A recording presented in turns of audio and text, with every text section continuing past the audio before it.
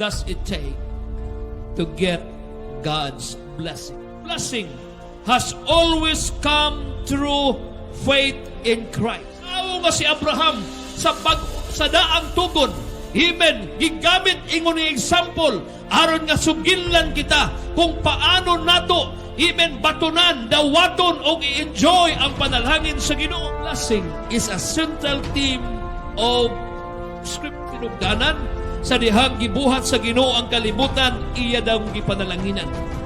Dili kay daw atong mabasa kung dili niingon siya, and God blessed them. Gikan pa sa kapagbuhat sa Ginoo, iya nang gipanalanginan ang God bless something.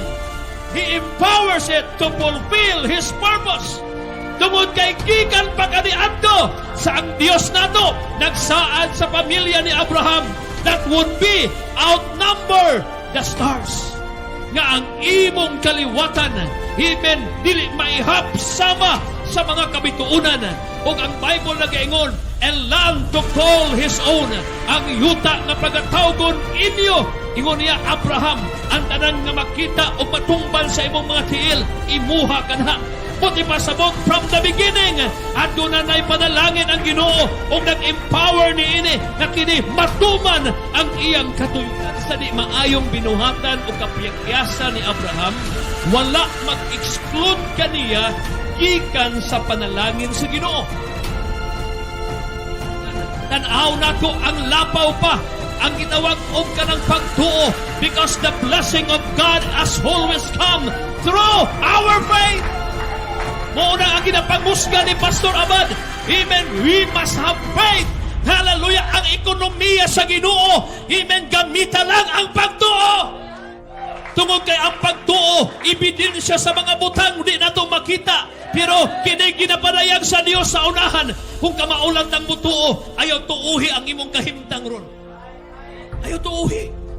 Kung dili tuuhi, kadtong mga butang nga di makita. Kaning gisulti ni Pastor Abad, ginadeklara kanunay, hallelujah, tuuhi ni, kay kanong kanang mga butanga, muabot ra na, kanunay, pinaagin yun sa pagtuo.